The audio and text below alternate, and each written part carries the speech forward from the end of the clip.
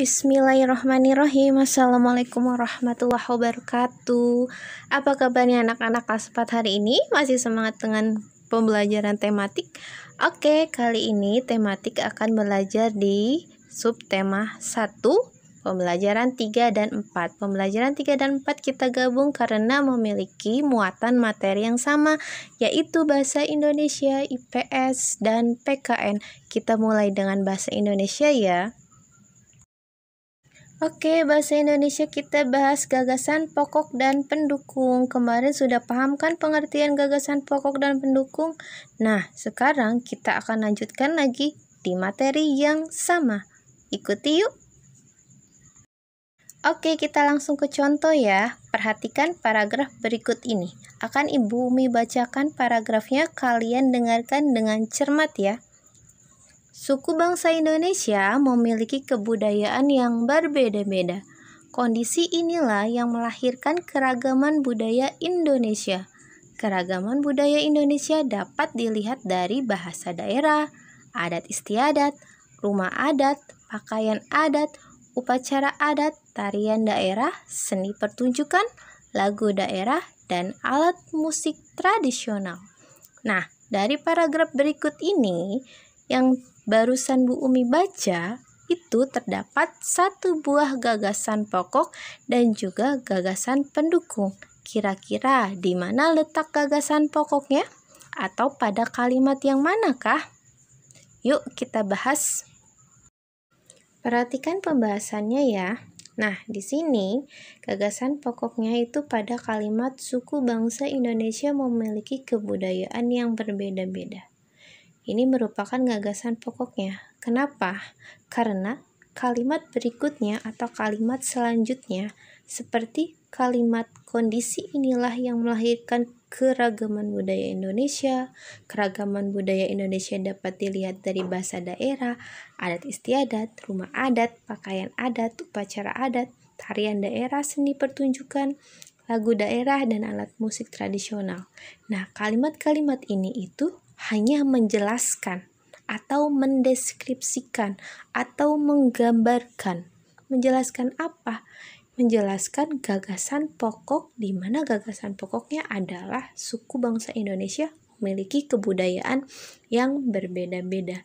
Jadi, untuk menentukan mana gagasan pokok dan gagasan pendukungnya, yang lebih mudah adalah kalian perhatikan dulu kalimat mana yang sekiranya atau kalimat manakah yang itu fungsinya menjelaskan atau merinci atau mendeskripsikan. Nah, kalau kalimat-kalimat itu fungsinya menjelaskan, maka itu adalah gagasan pendukung. Nah, berarti gagasan pokoknya bisa kita cari di kalimat yang lain gitu. Nah, gagasan pokok tidak selamanya berada di awal paragraf, bisa juga di tengah paragraf dan akhir paragraf. Kalau di akhir paragraf biasanya itu lebih menyatakan kesimpulan. Nah, oke, sudah paham? Kita akan lanjut ke pembahasan berikutnya.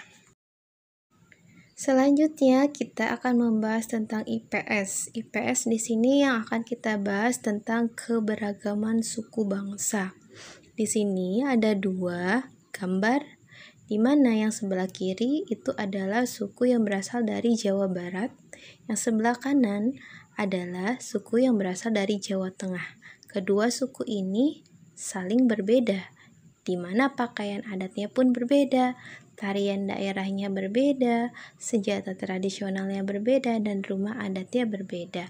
Nah, ini hanya dua contoh kecil dari keberagaman suku bangsa. Jadi suku bangsa di Indonesia itu sebenarnya sangat-sangat beragam, sangat-sangat banyak sekali, dari Sabang sampai Merauke itu memiliki budaya dan keberagaman yang berbeda-beda satu sama lainnya, tidak ada yang sama.